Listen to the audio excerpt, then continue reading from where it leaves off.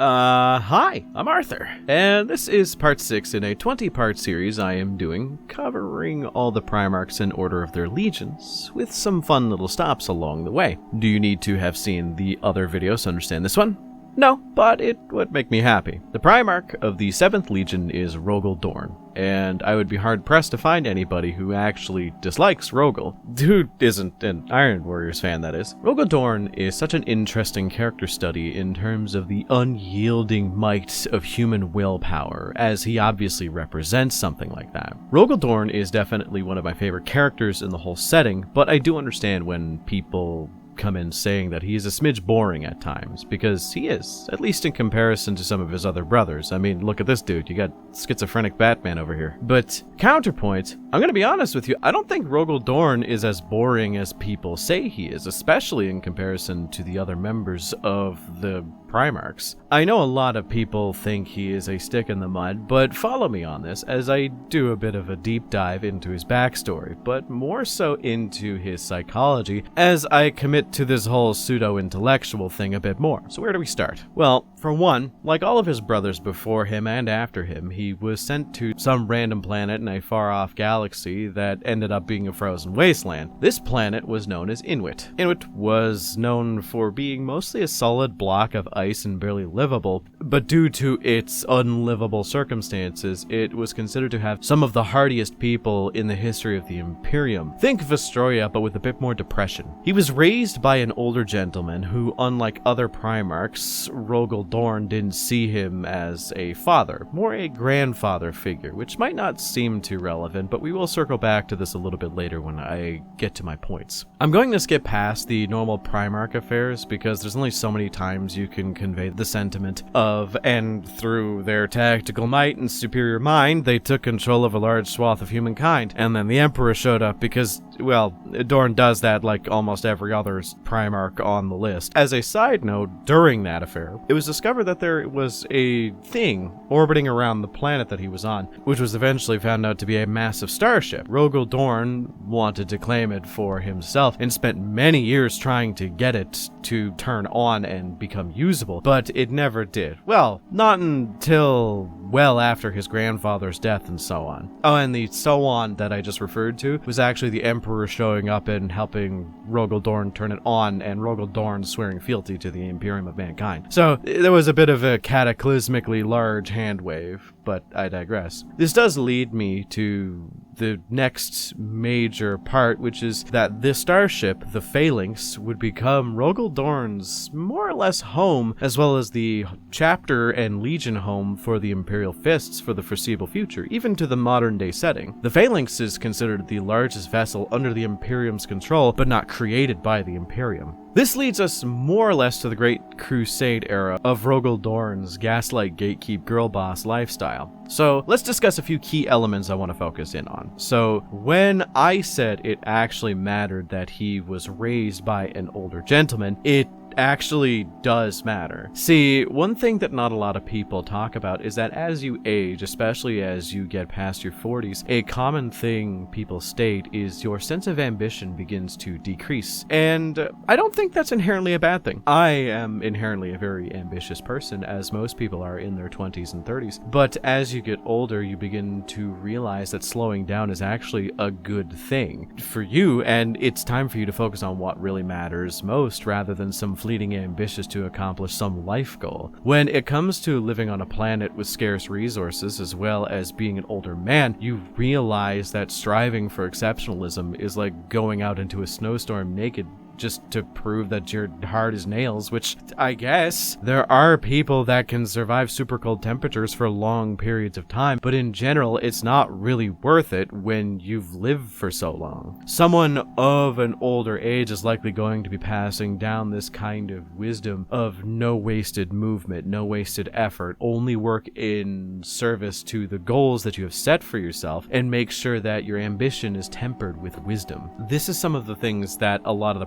Primarchs never actually got to learn. Most of his brothers were raised by differently aged individuals, and the only individual who was considered to, I guess, technically be older and have kind of a grandfather position is Corferon, and he is just a piece of shit. He does not fit into the analogy of the importance of the wisdom of ages. He fits better into a wood chipper foot first, but that's just my preference. But with Dorn, you see this idea represented in almost all of his actions. He acts in every circumstance with this almost subconscious idea that he doesn't have a lot of time left, meaning he will always complete a task so that it never needs to be done again just in case. I don't think he ever actually thought he was running out of time, but you could see this sort of no loose ends mentality he has throughout his entire crusade. I talked about it before a long-ass time ago in a video that I don't even remember the name of, but there was this time that he encountered a massive contingent of human populace that found a way to travel as fast, if not faster, than warp speed through the usage of these massive slipgates.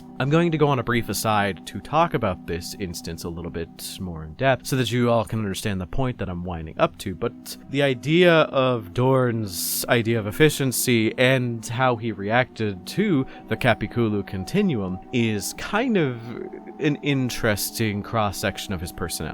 The gates themselves would not work if anyone that was psychic or psychically inclined entered them, and the individuals themselves of the Capiculu continuum actually died instantly if there was any kind of psychic interference within their mind. Upon having this kind of protracted and dragged out war with this continuum, he found out that their technology evolved in separate ways than the Imperium. Instead of engaging in heavier armor, they engaged in stealthier tactics, having almost perfect invisibility suits that you could only tell were there simply by a slight shimmer. And because of the weird mutation that we're going to discuss in a second they could not be detected psychically. But after this war was over, it was found out that these humans are a remnant of a long-gone alien empire. This alien empire is actually where they get their name, the Capiculu Continuum.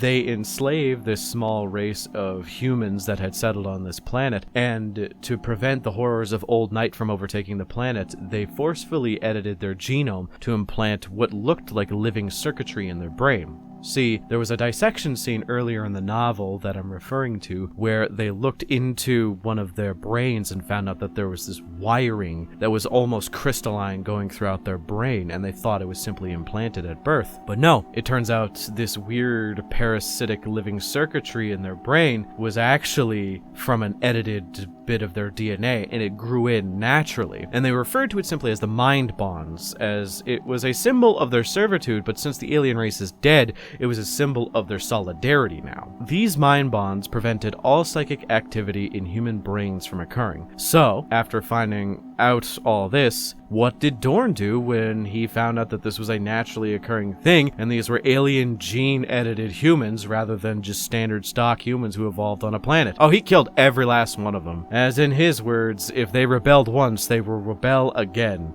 which is incredibly grim. But he did have a point. It was also part of the Imperial Creed to not accept certain breeds of mutants into their hierarchy. See, abhumans are just naturally developed on a planet, but things that have been edited by aliens is kinda, yeah, that's a little out of the realm of possibility here, boyo. Which is interesting, because throughout this war, he made it his goal to bring them to heal and take them into the Imperium of Mankind, even if it meant there was only about a dozen or so left of this entire society to do so. He was going to do so. So him changing his opinion so quickly after being so set in his ways for well over a decade, it was interesting. I would say that that kind of conflict and the ability to change your mentality on something is in stark contrast to Perturabo, and this is where I kind of wanted to lead you all to for some personal wisdom. See, as weird as it is, Rogal Dorn actually reminds me a lot of something my dad used to say when I was a kid. He probably stole it from a movie, I'm not gonna lie, because I vaguely remember hearing it somewhere outside of him. So if you know, let me know. But he said that he got this expression from my grandfather, and knowing my grandfather, he is not that succinct. He's related to me.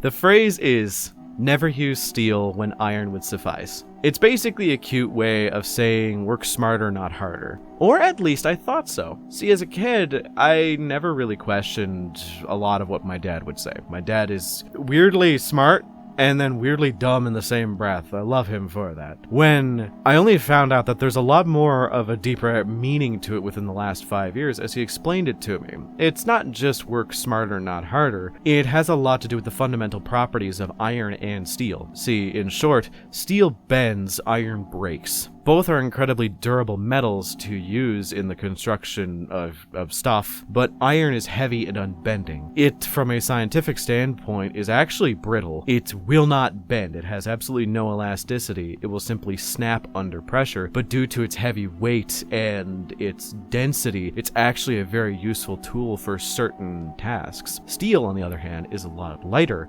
not as brittle, but it is still more or less the same level of durability, if more durable, because it bends instead of breaking. Both serve kind of different purposes, but steel is the most adaptive and usable in almost every situation. It's why we use steel more than we use iron nowadays.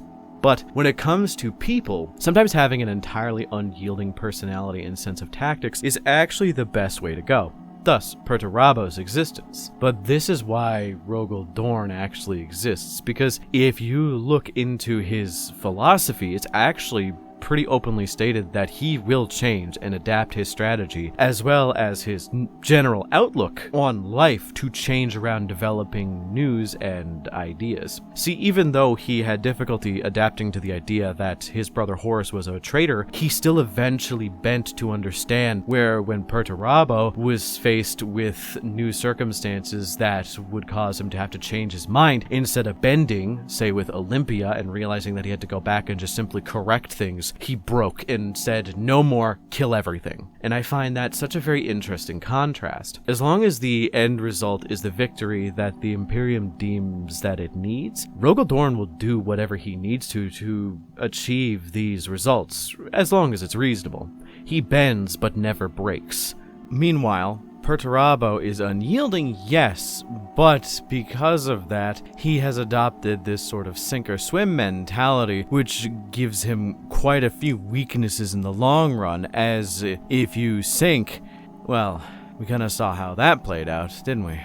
It's why he was not chosen for the Imperial Palace and Dorn was, because although iron has its uses, steel is needed in these areas even though it's more difficult to produce. I relate to that, though I don't think it's any grand philosophical revelation for me to say that the idea of being able to adjust and overcome most circumstances is admirable as a trait, and especially a trait that I want to emulate. The entire point I'm trying to make about Rogal Dorn as a character is exemplified by a single quote he uttered during the Siege of Terra. "My order to you all is simple, yet heed it well and exert yourself to see it done. They are coming. Kill them all." It is succinct, it is malleable, as he is not trying to command an entire army to do a single thing. He tells them what needs to be done and trusts them to see it through however they can. Dorn is a regal figure, Dorn is a stoic figure, and at times he can be unbending like iron, but he still gives way rather than collapsing under the strain of the cruelty of the universe, much like Perturabo did. He's one of the best Primarchs in all facets. He is a duelist, he is a strategist, he is a leader, he is a mechanic, he is a brilliant scientist, and he is truly the Imperium's fist. And I low-key think he is going to be the next Primarch to return. Though if it is Dorn, Chaos better step up its game, dude. They barely stand a chance against the two Primarchs we have right now. If Dorn comes back, it's just game over. But I could be wrong. I probably am. What do you think about Rogal Dorn? As well as the idea of comparing him to Perturabo in the way that I did in terms of iron and steel. Let me know in the comments. As well as remember to like and subscribe, as it helps the channel immensely. Special thanks to my channel members for supporting me, and if you want to support me as well as gain access to additional and early content, then become a channel member today. Thanks once again for watching. Until next time. Yeah, I know Dorn is often compared to be as unyielding as stone. I just disagree with it, and also because it would make this video retroactively not work if I brought that up, so